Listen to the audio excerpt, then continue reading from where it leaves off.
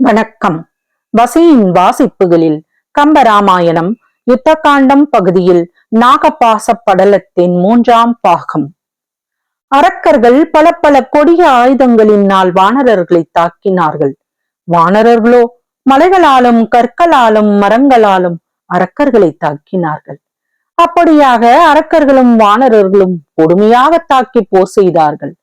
அரக்கர்களின் வலைத்தடிகளையும் இரும்பு சங்கிலிகளையும் சில வானரர்கள் பிடுங்கிக் கொண்டு அவர்களையே தாக்கிக் கொன்றார்கள். வானரர்கள் எரிந்த மலைகளையும் கற்களையும் பிடித்து அரக்கர்கள் அவற்றாலேயே அவர்களை தாக்கிக் கொன்றார்கள்.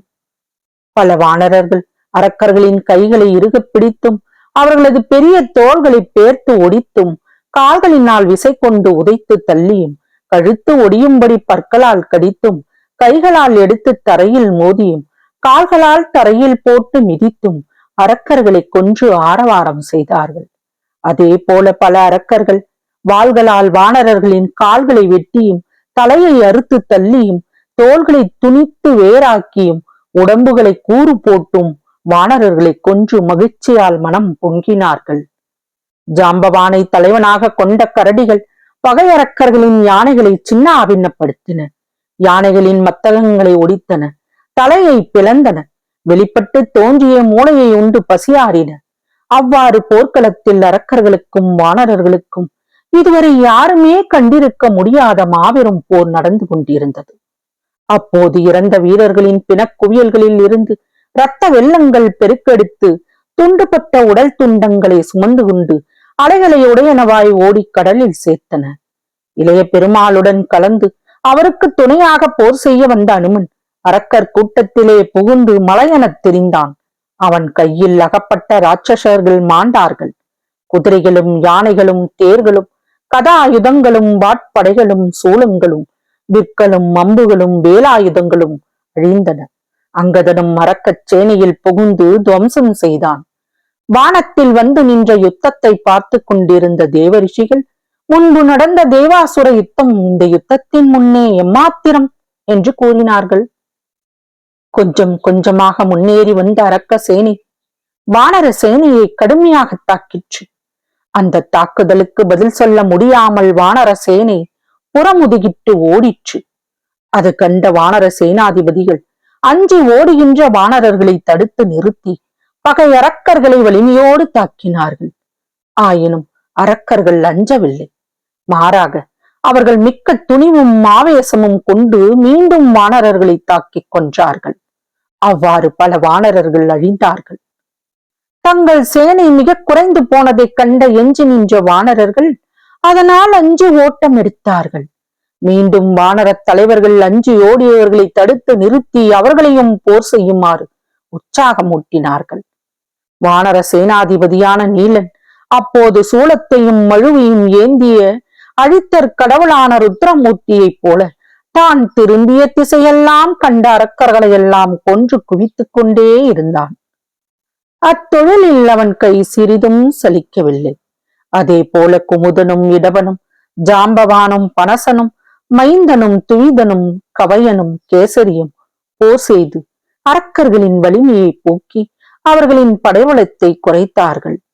வானர தலைவர்களின் பேராற்றலால் அரக்க சேனை மிகுதியாக குறைந்து விட்டது.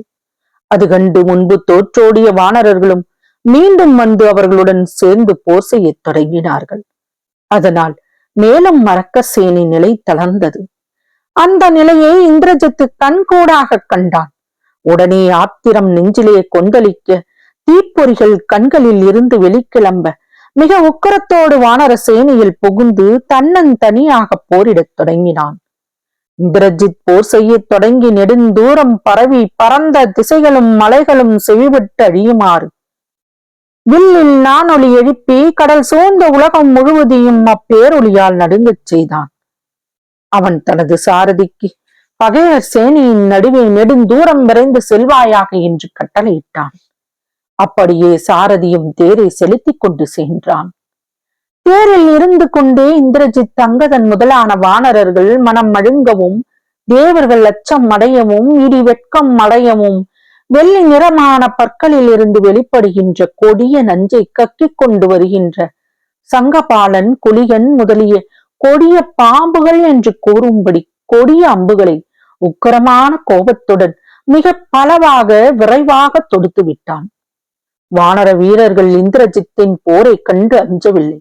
அவர்களும் அவனை சூழ்ந்து கொண்டு பதிலுக்கு அவன் மேல் கற்களையும் மரங்களையும் மலைகளையும் எறிந்தார்கள். ஆனால் அவைகளால் இந்திரஜித்தை ஒன்றும் செய்ய முடியவில்லை. அவைகள் அவன் மேல் பட்டு முறிந்து போய் எரிபட்டு பொடியாக சிதறி விழுந்தன. இந்திரஜித் தொடர்ந்து அம்புமழை பொழிந்து கொண்டே இருந்தான். அவனுடைய அம்புகள் விர் விர் என்று பாய்ந்து சென்று வானரர்களின் உயிரை குடித்தன. சில அம்புகள் வானரர்களின் தலையை கொய்து கொண்டு பறவைகள் வானில் கிளம்பி கீழிறங்குவது போல வானில் சென்று பின் பூமியில் இறங்கி மண்ணில் புதைந்தன. அதை கண்டு கோபமுற்ற பல வானரர்கள் அவனை மறைத்து நின்று மலைகளை எறிந்து தாக்கத் தொடங்கினார்கள். அப்படி தாக்கியவர்களை மறுகணம் இந்திரஜித்தின் வில்லில் இருந்து புறப்பட்ட அம்புகள் கைகளில் கொண்டு இந்த மலைகளை வீழ்த்தி அவர்களின் மார்பில் பாய்ந்து சென்று கொன்றன. ஒரு முகூர்த்த காலத்திற்குள்ளாகவே ஒரு வெள்ளம் வானர சேனையை இந்திரஜித் கொன்றழித்தான். அதனை பிரத்யட்சமாக பார்த்த வானரர்கள் கோபம் கொண்டு பல மலைகளையும் பாறைகளையும் தூக்கி அவன் மேல் எறிந்தார்கள்.